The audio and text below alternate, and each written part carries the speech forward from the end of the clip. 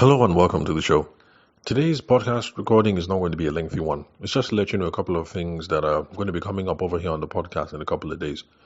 So my Makudi trip is coming to a close and, we all have to go back home because work is going to resume pretty soon and we're going to be heading into 2025. So, yeah, get back, wifey, get ready for work, kids, get ready for school. But still, in a few days, I'm going to share with you one more case study that we did because I think in this holiday period, I think I've shared three case studies on my interactions with businesses back here in Makudi. So there's going to be one more, and we're going to look at how qualification can help you close more deals. Qualification is just the part in the sales conversation. Sorry, one moment. Sorry about that. I got toothpick stuck in my teeth. You know how it is now. You just meat all day. So I have to keep the teeth clean. So qualification, how qualification can help you close more deals. Now, qualification is just that part in the sales conversation or the business relationship where you're trying to figure out what problems does this person have? Can I even solve these problems? What are the alternative ways of solving these problems? How bad is the problem? Because sometimes some people think they have a problem, but it's not the kind of problem that is worth spending money on. Now, qualification is that stage of the conversation where you handle all these things, because the way you handle qualification is going to determine the kind of proposal that you can give. If you do your qualification process real well and you have a firm understanding of what the problem is, that's all determine what you can prescribe. So it's like when you show up to the doctor. Let me give the example that I gave a while ago. So you show up to the doctor and you say, "Oh, my leg is paining me." Now, for you, you might think your leg is paining you, just take paracetamol. But depending on the questions that the doctor asks you, might be able to figure out if the problem is that your left leg is paining you because you have a cardiovascular issue or maybe you have a brain issue. Now, of course, this is rather outlandish scenario, but I'm just trying to show you how sometimes people think they have one problem, but you are the business specialist. You're the one that is a specialist. By the time you ask a couple of questions, you know what problem it is that you can solve. It's like in Abuja before we took off, one of wifey's friends saw something that she liked and she took it to one tailor. And the tailor said, "Madam, I'm not sure if I can sew this thing." She took it to another tailor and the tailor said, "Madam, there's no way we can sew this thing." And took it to another tailor, and the tailor said, "Madam, there's no way this thing can be sewn because this thing is AI generated. And when you generate AI, it can look wonderful and it can look, whatever. But madam, there's no practical way that sitting down we can sew this thing."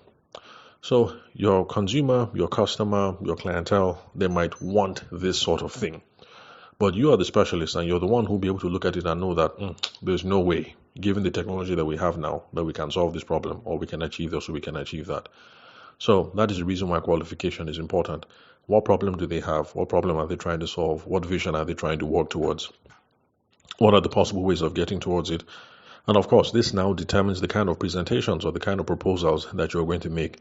So qualification is a very important part of the sales process, and it's not something that people in this part of the world, in Nigeria, be you Makudi or Lagos or I don't know which town is in the east, Umuahia or whatever. It's just something that we just don't do. So we're going to have a podcast episode in a couple of days where I overheard a businesswoman, also Abuja based, who also happened to be back home in Makudi as well. She was conducting some business over the phone, and I just thought, man, this is a perfect example. I wish I could record this thing and then put it on the podcast so that you guys can hear. Because I keep talking to you guys about how good sales skills are necessary to move the business forward. And sometimes some people are doing good sales skills, they just don't know how they're doing it or why it is important. And this is one of those cases. I just think that when the lady learned the business, because she's in the industrial cleaning space, I think the person who trained her well. Not just in the business of this is how you do industrial cleanup. Clean the floor like this, use alkaline here, use acid here. This is how you get rid of cement. But the person also told them, this is how you have conversations with the customer. This is how you cost a job. This is how you book appointments, all these sorts of things. So we'll talk about that in a couple of days. So that is one of the case studies that we can look forward to with our time in Makudi. And I'm hoping that you guys can also see that even when we take holidays and we take time off, so you're going back to PH to be with your family, or going back to Borno to be with your family, I mean, there's business going on all around you. So there's always an avenue to learn from other people's experiences, whether you know them personally or whether you just happen to be chilling and you're overhearing a conversation. You can hear ways about how you can move your business forward and tips and tricks that you can apply to your business. So even though we take holidays, always keep an open ear. Yeah, be present with your family, but just keep an open ear because you might learn a couple of things. So that's one thing that we're going to look forward to in a couple of days. Then I'm also going to do my first book review over here on the podcast, and that's going to be by Jeremy Horowitz. I hope I'm pronouncing it correctly. Jeremy Horowitz, and that's How to Sell Like a Spy. The title is long, but let me just say the full thing. How to Sell Like a Spy, The Art of Persuasion from the World of Espionage. And the book was written August 27th, 2024, so it's a brand new book. One of my juniors, who is a practicing lawyer right now, did a review of the book, and I figured let me just hop online and look at the book and see what wonderful ideas that we can discuss over here on the podcast. So I'm going to be doing my first book review. Sorry about the noise in the background. Still at home, kids here, so it's a full house, cousins, everybody. So this is the best place I can find to record, but you still hear the kids in the background. So that's going to be my first book review. Now, the main thesis of what this guy is trying to say in the book is this. The guy is trying to say that there are some things that intelligence operatives do. Spies, James Bond, all those people. There's some things that they do that also apply when it comes to sales and business relationships and client relationships. Information gathering. When you're a James Bond, you need to gather information. Although for James Bond, gathering information always means sleeping with beautiful women. But unfortunately, we don't have that luxury in real life. But we have to do information gathering. Then, understanding human behavior. So whether you're a James Bond or you are let me see, who else? I don't know, it's only James Bond I can think of at the moment. So whether you're James Bond or whether you're a real-life spy, you need to understand human behavior. It's also something that we have to do when it comes to sales and client relationship. And then building rapport. If you're a James Bond obviously has to build rapport so that he can get to the bad guy and then kill the guy and then save the day. Real-life spies also need to build rapport. So if you work as part of the diplomatic corps, if you're part of the diplomatic corps in Nigeria, and maybe you've been attached to Washington, D.C. or whatever, you have to be very good at building rapport with politicians over there in America. So whether you're attached to Washington, D.C., or whether they hook you up in Mexico, or whether they send you to, Libya. So if you're a diplomat in Libya, it's all the same. You're trying to build rapport, trying to know who is who are the politicians I need to know on ground to protect Nigerian interests, to build bilateral relationships, all these sorts of things. So what this guy is saying, Jeremy Horowitz, How to Sell Like a Spy, he's just trying to say that these core skills, gathering information, understanding human behavior, and building rapport, apply both for diplomats and spies. It also applies to sales, client relationships, and business people. So that is going to be something that we're going to explore as well. Then, one more thing that we're going to explore, particularly in the new year, is I told you guys about how one of my consulting clients scored a really big development project, and one of the students in particular, who was an employee of the company, reached out to me to tell me about his role in securing the deal. So, excuse me,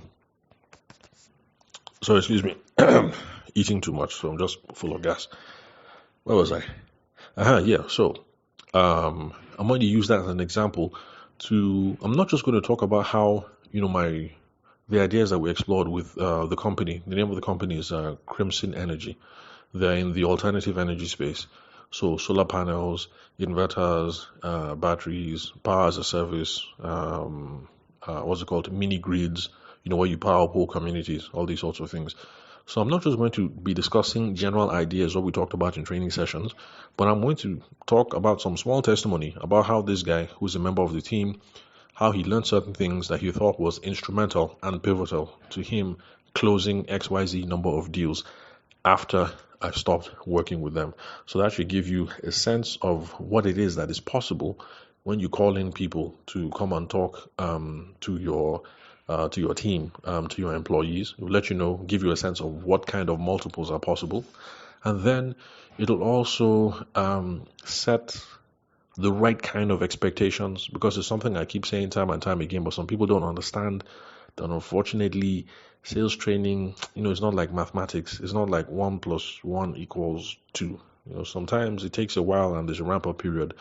So we need to have um, realistic expectations. Because for me, when I come into your organization, or if I'm working with you in particular, what I'm trying to effect is behavior change. I'm trying to get you to stop doing some bad stuff and to start doing some good stuff. And of course, if you're already doing some good stuff, my goal is to get you to even double down more on the good stuff that you've been doing. Like, let's say prospecting, reaching out to people every day. If before you've been reaching out to only one person every day, and your business is good, then by getting you to reach out to 2 people every day, or maybe even 3, if you can handle it, those are ways that we can start seeing growth in the business. So number one, when I come in, not just me, any sales trainer or coach who is worth his salt will be looking at behavior change. Now, there's some people who like to show up and just, collect your money, hundreds of thousands of naira, and just talk for 1 hour and then leave. There's some people who do that. And to be honest, I don't blame them, because it's easier to do that, to just show up one day, collect hundreds of thousands, and then just leave. And the rest is, look, you're on your own. But I prefer to see behavior change and to midwife behavior change, because it really tickles my belly and makes me happy when people hit me up 4, 5, 6 months later on to say, hey bro, how you doing now? That thing you talked about, I tried it. This is what happened. Because of that, this deal that we're looking at that was supposed to be 800K, by the time I did like this, we're able to collect 1.3. That kind of thing makes me very, very happy. So we're going to be exploring one of those case studies in 2025. Then also in 2025 to look forward to, it looks like one of my ideas is finally going to be on the air. It looks like my radio show is finally going to get on the air, but I'll keep you guys posted on that, let you know the radio station also, so that if you want to talk to me live, for those of you who are in Abuja anyway, you can call up when I'm on the air, and then we can discuss live and direct. I'm really looking forward to that, because I always look for avenues to show people how, well, first off, to give a sense that every single business problem has a solution.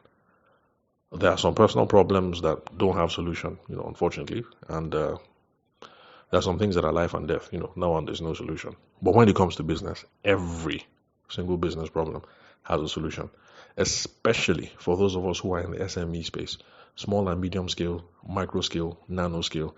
There's no business problem that doesn't have a solution.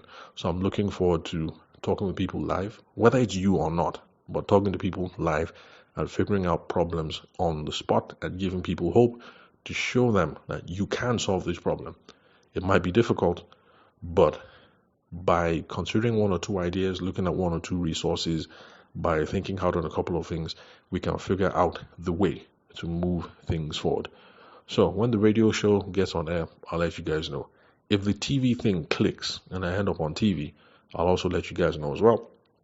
Unfortunately, the media partners that I'm talking to at the moment, they have other priorities, heading into the end of the year, reviewing accounts, what else? Reviewing strategy, all kinds of things. So the TV thing, maybe not. But radio, it looks like that one is going to pop off in January of 2025, and I'll keep you guys posted. So that's it pretty much. These are just some of the ideas to look forward to in the next couple of days. I should be heading back to Abuja either tomorrow or the day after. So if you don't hear from me for another 1 or 2 days, it's, because of that, seeing relatives, saying bye-bye, traveling back to get with the fam. Let me see what else. Stuff like that. But anyway, we have lots of good stuff that we're going to start off 2025 with. And I want to say thank you to those of you who've been listening to me, especially from the beginning, because I started this before COVID was a thing. I think it was like towards the end of Good Luck Jonathan's era, then I started this.